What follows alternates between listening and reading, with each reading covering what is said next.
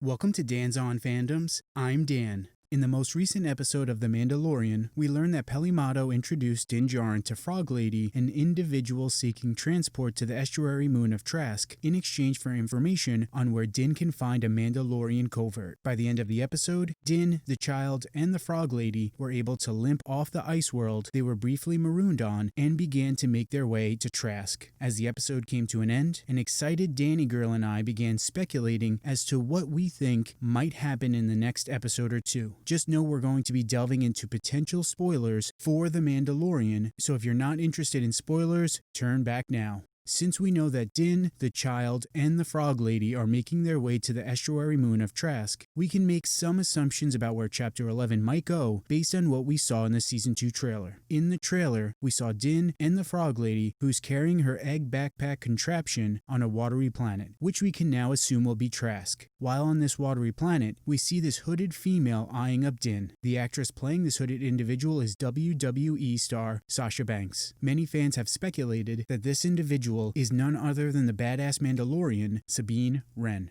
Initially, I wasn't too sure that this individual would be Sabine, but now I'm really starting to think it might be our homegirl, and I think it'd be dope if this is Sabine. As Peli mentioned, the Frog Lady and or her husband will be able to point Din in the direction of a Mandalorian covert. I'm not sure how likely there will be a Mandalorian covert on Trask, but since the Frog Lady and her husband have knowledge of one, the opportunity to introduce Sabine seems perfect. Sabine appearing in The Mandalorian almost makes too much sense. Aside from the fact that Sasha Banks definitely looks like Sabine and has rocked hairdos with vibrant colors just like Sabine, let's talk about why Sabine Wren appearing in The Mandalorian would be superb. For starters, as a Mandalorian, she can give Din information on Mandalore and Mandalorian culture during the days of the Galactic Empire, as her Mandalorian experience will undoubtedly differ from Din's since Din was raised by the terrorist group Death Watch. Furthermore, Sabine could discuss what happened to Mandalore after the events of Star Wars Rebels, as there's not much info, if at all, on that point in time in Star Wars canon. Sabine could talk about the Great Purge and Mandalore's fight against the Empire, along with her experience in fighting the Empire, which opens the door for her to share information on the Darksaber and its former wielder, the Mandalorian Bo-Katan Kryze. Rumors have also swirled for some time that Bo-Katan could possibly appear in this season of The Mandalorian, and Sabine could be a great person to tell Din where and or how he can find Bo-Katan, or at least share information with Din about Bo-Katan's time in Death Watch as well as her fight against the Empire. Additionally, Sabine could potentially provide information on other Mandalorian coverts spread out across the Outer Rim and the galaxy. Moreover, Sabine could also share information on the Jedi, as she was close to 3 Jedi, Ahsoka, Kanan, and Ezra, and could possibly point Din in the direction of Ahsoka and how he can connect with her, which could help him learn more about the Force, the Jedi,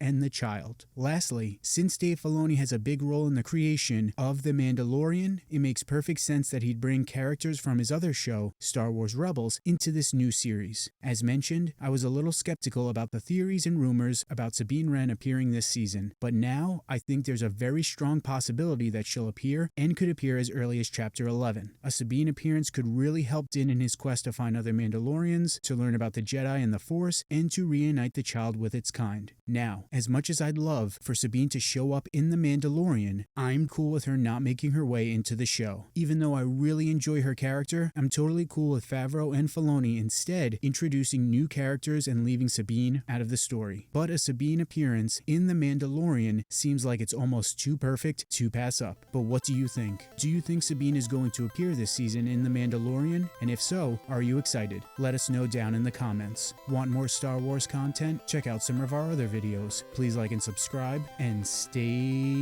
nerdy.